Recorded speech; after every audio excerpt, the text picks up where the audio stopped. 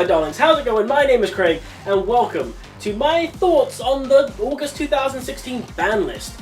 Just hit. Konami just released it, and to be honest, it's boring as fuck. It doesn't really affect any of my decks directly.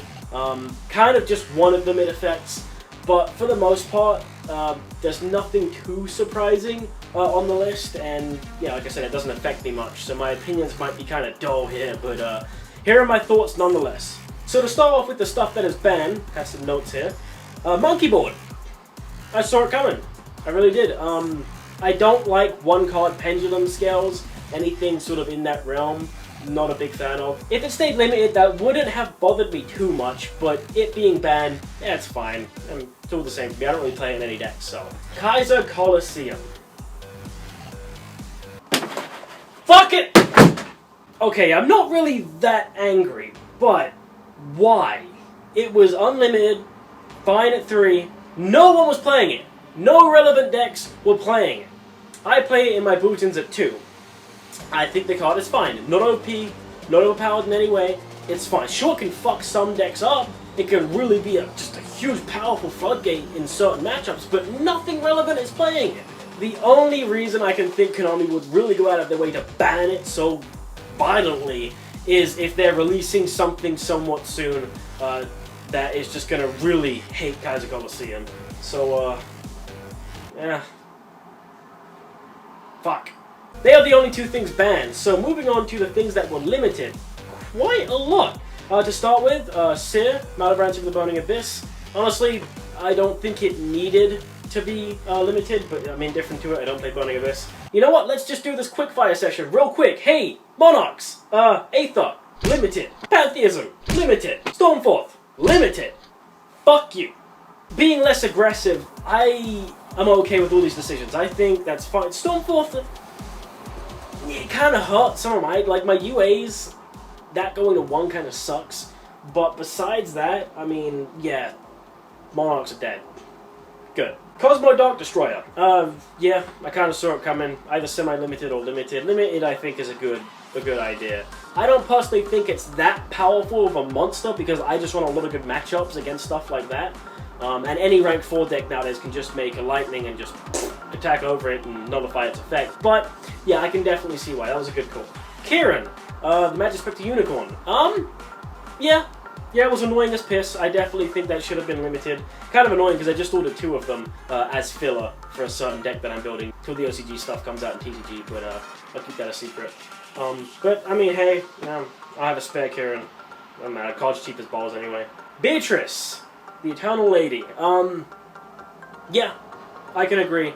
I personally think Dante should have been limited before Beatrice was limited, but either way works fine. I guess Beatrice is kind of more of a problem than a Dante, but yeah, it's fine. It's the most boring opinion in the world, but it's just fine. There's no cool sort of back and forth of, oh, I love this card, but I hate this card, type thing. No, I didn't really play anything. It's fine, yeah.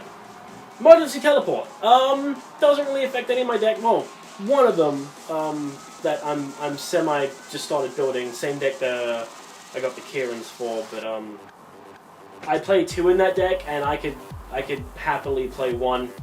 That's fine. It doesn't bother me too much. They've probably killed Cosmos quite a bit by doing that. Good job. Not the deck I don't like. So yeah. Goodbye, Cosmos. Pendulum Call. I have wanted this card limited and or banned for such a long time. Now, it is not as bad as a monkey board, but the main issue I had with it is that the protection effect is fine, but just being able to ditch any random shitty fucking card in your hand and get a perfectly usable pendulum scale, that rubs me the wrong way. The protection effect doesn't bother me too much, but that being added on top of the free scale, not really free, but going even scale type thing, I'm not a fan of, so I'm definitely happy the pendulum chords at 1. Moving on to the semi-limited... Shit! Moving on to the semi-limited stuff,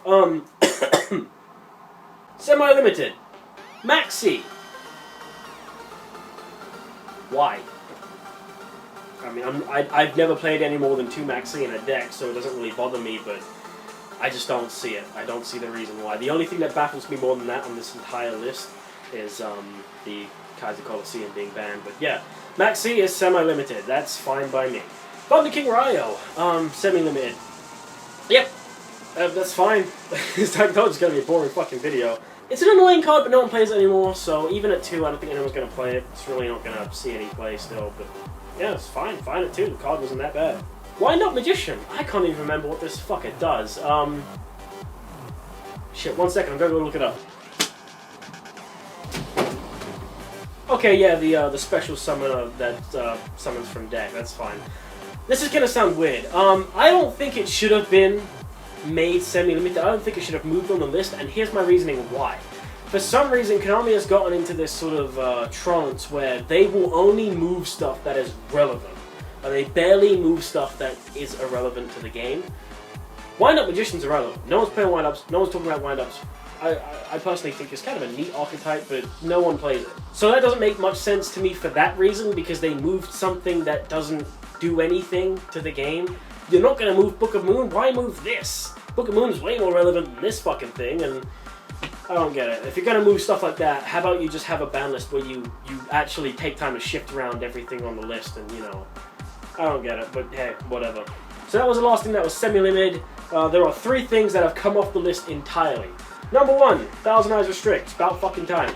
I don't see much of a point of running it, unless you're playing a rank 1.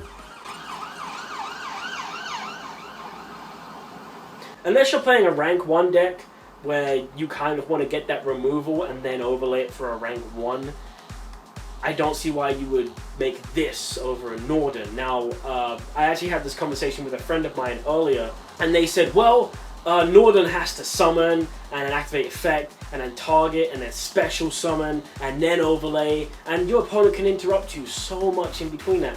That's true, but the only thing that can interrupt the Norden that can't interrupt the 1000 Eyes Restrict is Void Trap Hole, Bottomless Trap Hole. That's it, really, off the top of my head.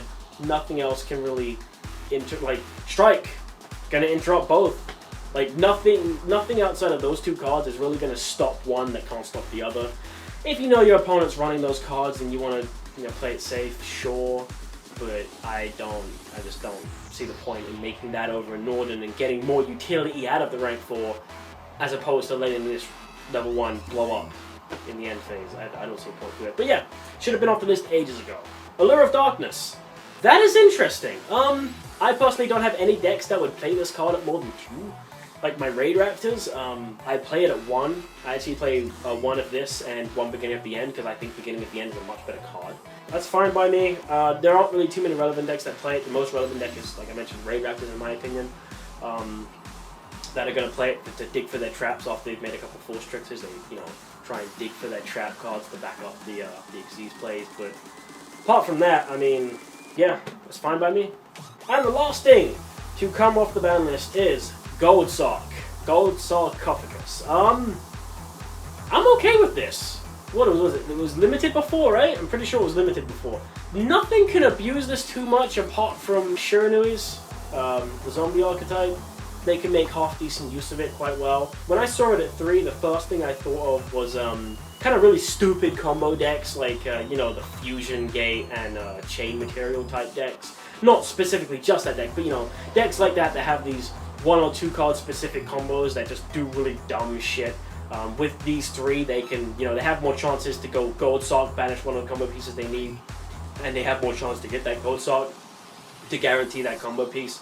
But besides that, yeah, besides those examples, I don't really see Gold Sarc being played too much. I think it's a good card. A very underwhelming list for me personally, because it doesn't affect any of my decks apart from my Boojins. But once Ties of the Brethren come out, and I'm going to stop playing Kaiser altogether anyway, my build on Yu-Gi-Oh! Pro doesn't even have Kaiser anymore because of Ties of the Brethren. That was it. Thanks for watching. I appreciate it. Let me know your thoughts down below. If you have made your own video, link me the video below. I'd love to see your responses to the ban list as well, and have discussions with you about it in the comment section. So drop me a line and let's have a little chat. But until next time, take care. Good luck.